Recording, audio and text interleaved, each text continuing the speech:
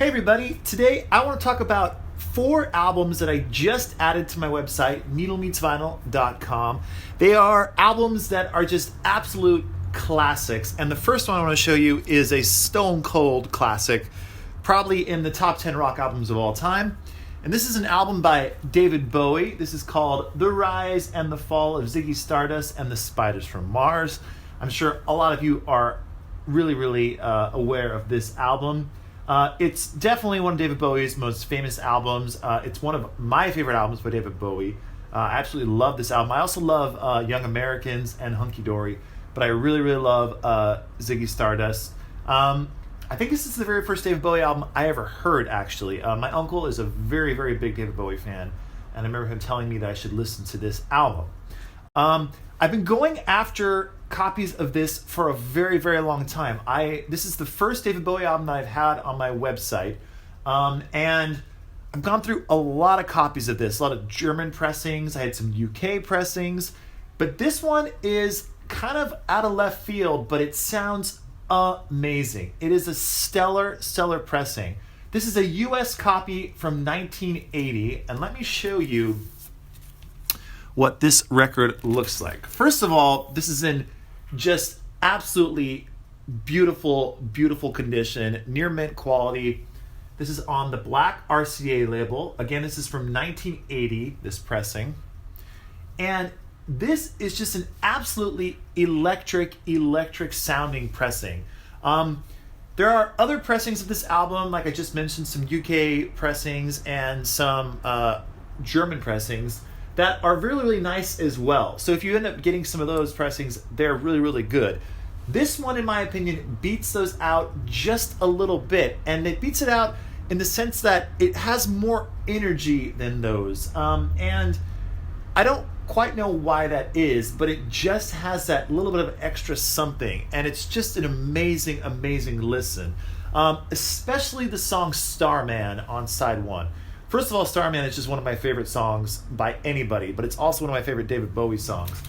And on this pressing, it just comes flying out of the speakers, and it's just truly an amazing listening experience. And it's just really fantastic. And this pressing is just so great. It's phenomenal. I keep saying it's this. I'm trying to describe it to you, but it really is just so phenomenal. It's just a wonderful listen, and it has that analog magic that only these 60s, 70s, and even like early 80s pressings can have. Seems like when digital started coming into the realm of music making, that's when you lost a little of that magic. And I think that's why so many people, and so many young people, included by the way, who are bringing vinyl back, are going for records, because there's that analog magic that you just don't really get from a lot of digital recordings. That's not to say that there are not digital recordings that have magic about them, because there are for sure. But there are definitely more records that have that consistent analog magic. And of course, this is one of them. So if you are in the market for this wonderful David Bowie album, Ziggy Stardust, go to my website, needlemeetsvinyl.com, and check this one out. I'm sure it will go very quickly. I've had a lot of people who've been asking me for the last couple of months, when are you going to have some David Bowie albums on your website, and specifically when you're going to have Ziggy Stardust. So here it is. Now, this next album is one I've also been trying to get on the website for a long time. This is an album by Bob Dylan and the band. This is called The Basement Tapes. This was released in 1975, but it was recorded, most of it was recorded in the mid-60s, in about end of 66, early 67. And it was, the story behind The Basement Tapes has been told by many people, but I'll give you a very short summary of what happened. Bob Dylan and the band toured together in 1966 on one of Bob Dylan's most kind of crazy tours, in the sense that he went electric, and all the folky people were all bummed out that he went electric, and he was playing with the band. They were too loud. It was a whole thing, right? So after that tour, Bob Dylan went to Woodstock to try to recover from it, and he got in an accident, a motorcycle accident that was blown way out of proportion To this day, people don't know exactly what happened. There were reports that Bob Dylan broke his neck, that he was bedridden, all that kind of stuff. But really, I think what happened was Bob just was sick of being the spokesman for the generation and going through all the craziness of touring, all that stuff, and he just wanted a break. So he got that break. And during that break, he ended up recording a bunch of demos with the band in the various homes that they had in Woodstock. And that became known famously as the Basement Tapes. Well, flash forward to 1975, and finally, because of all the bootlegs that had been released and everything, Columbia Records decided that it was time to officially put out the Basement Tapes. So Bob Dylan let Robbie Robertson of the band completely take over and choose all the songs that ended up going on this album. Now, there's some controversy because Robbie Robinson didn't pick certain Dylan songs that were available and ended up putting on some of the band's own songs on here. Some songs that weren't even recorded in Woodstock. They're actually recorded by the band in Malibu, and it's a whole thing. But all that aside, this is an excellent collection of songs, especially the Bob Dylan songs on here. They're just amazing performances, and while of course this is not like a sonically, top-notch recorded album, like it's not in a Steely Dan's Asia or even a Beatles Sgt. Pepper, it's not as lo-fi as it's been made out to be. A lot of people consider this like a lo-fi masterpiece.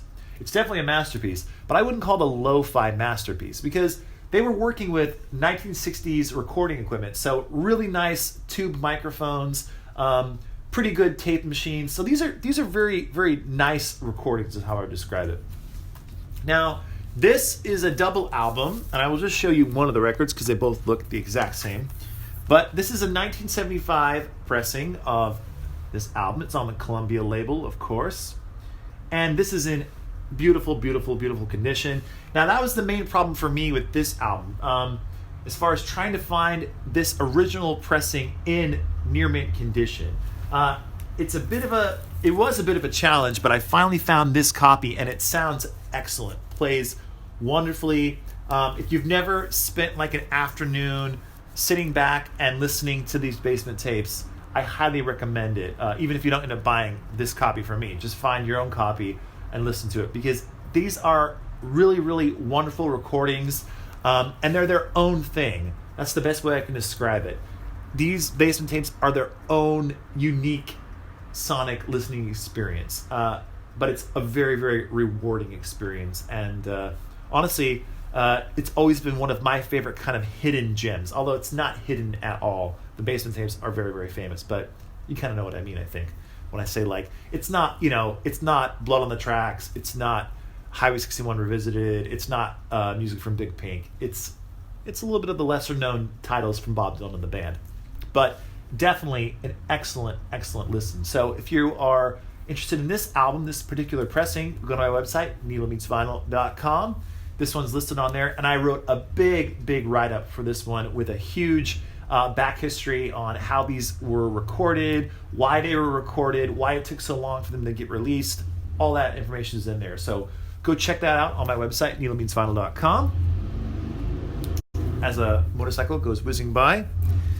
Now, this album is a very special one. This is an Elton John live album. This is called 171170, and the reason the 17 is first might give away this particular pressing. This is a British pressing of this album, and of course in the UK, when they are listing their date, they always give the date first and then the month. So in this case, it's 17/11/70, which would be November 17th, 1970. And this, like I said, is an original UK pressing, and it just is a very fun and exciting live album. And this is Elton John as a trio. So it's Elton John on piano, it's Nigel Olsson on drums, and Dee Murray on bass. And they sound unbelievable. So electric. If the only Elton John that you know, or that you think you know, is the Elton John that sings songs about the Lion King and is all into Crocodile Rock, this is an album that you need to listen to because this will blow you away. Elton John was absolutely 100% a rock and roller. He even had a bit of like a punk edge to him early on in his career. Now, obviously, in his earliest career, he also had ballads like Your Song and Daniel and those kind of songs, which I love as well. But this rock and roll, rough around the edges, Elton John is my absolute favorite. And this live album really represents this part of Elton John's career so well. And it's just a really, really fun listen. And this is recorded in New York, I think at A&M Studios, I believe that's where it was recorded. And it just sounds really, really good. So there's the one side, there's side two. And finding these original UK pressings, it's getting harder and harder to do, especially clean ones. And this one is very, very, very clean, and it sounds so good. It's gritty, it's just rock and roll, and an excellent sounding pressing. And if you compare it to the US counterpart, this just blows those out of the water. Just 100% so much better. So if you're interested in picking up an Elton John album and an Elton John live album, this is the one for you. So check this one out on my website, needlemeansvinyl.com. And now, is this a surprise to anybody? Probably not. I've had so many people. So I think I've sold now 3 Revolvers. They're all this exact pressing. And all 3 of those went so quickly. And each time one of them sold, I had at least one person always write to me and go, "Oh my gosh, I'm so bummed out that I really wanted that Revolver and it sold. When are you going to get another one?" And so that's happened now 3 times. So here is another one. I got a bunch of these in again, listened to all of them, and this is the winner. And as usual, it's almost identical to all those other pressings that I've sold before on the website. So here's another brilliant Revolver, and I will show you what it looks like, just so you can see. It's in absolutely near mint condition. There is the blue EMI Odeon label. There's side 2, and it's just, I've talked about this before, so go back and you can watch a video I made specifically about Revolver. But this German pressing of Revolver, it's a game changer. If you think you've heard Revolver before, you haven't, because this is the pressing to hear. It's got way more bass than you'll ever hear on Revolver. It's got so much clarity. You can hear parts that you've never heard before in this. In fact, when I was listening to this, I heard another guitar part in Dr. Robert that I'd never heard before, or I never paid attention to before, is probably the right way to say it. But that's just how amazing these German pressings are of Revolver. So, as I always say with most of the Beatle albums, if you want to get this one, go to the website now, needlemeansvinyl.com. Pick this one up before it disappears, because it will go very, very quickly. And if you're the person out there who messaged me about this one, act now, act as quick as you can. Because, and by the way, I always want to make it fair for everybody. So almost always I just announce these on my YouTube channel like I'm doing right now. And so it's first come, first serve. So whoever gets to the website gets the record. So definitely check this one out, Beatles Revolver. And I wanted to mention that I picked up this Beatles magazine. This just came out. It's called The Ultimate Music Guide to the Beatles, and this is done by Uncut, the magazine makers, and they're based in the UK. And I haven't really gotten into this too much. I've kind of skimmed through it. It looks very, very good. It's very thick, has a lot of information. The main thing that really attracted me was they talk on here. They go in depth talking about the new Giles Martin remixes. That really interests me a whole lot. So when I get a full understanding of this magazine, I read it all, and I get my opinion on it, I will make a separate video just talking about this exact magazine. So stay tuned for that. Also wanted to mention that I talked earlier, or my last video last week, I talked about how there was going to be a Magical Mystery Tour pressing on my website. Well, I have kind of bad news about that, unfortunately. Although it's bad news, but it's also kind of gives you an insight into the process of finding these records to put on the website. So I had I had 6 copies of Natural Mystery Tour. All of them were German pressings of the album that I consider to be the best pressings of Natural Mystery Tour. They're the true stereo versions of Natural Mystery Tour that you could get, and they sound just absolutely amazing. Unfortunately, of the 6 that I got, none of them passed the test, in my opinion, that were good enough to put on the website. I played them all against copies that I have in my own collection of my German copies of Natural Mystery Tour. I have 2 German pressings that I think are both really, really good. One is a early German pressing of Natural Mystery Tour from, I think it's from 69 possibly. The other is like a mid-70s pressing. Both of them are amazing in their own right. And I use them to play the other copies I'm going to put on the website. I play against my copies because those are the ones that I think sound just excellent. And unfortunately, all the 6 copies that I got just didn't add up to the ones that I think are the best. So back to the drawing board, basically, with Natural Mystery Tours. So stay tuned because it will be on the website. I already am working on getting some more copies of the German pressings that I think are great. So hopefully I'll have one of those up very soon. But I will have, within a couple days, A Hard Day's Night and Rubber Soul up on the website. So stay tuned for those because those are brilliant. So that's it for now, but make sure to go to the website, check out this copy of Revolver, check out this Elton John live album, check out this Bob Dylan and the band Basement Tapes album, and of course, this brilliant David Bowie Ziggy Stardust album.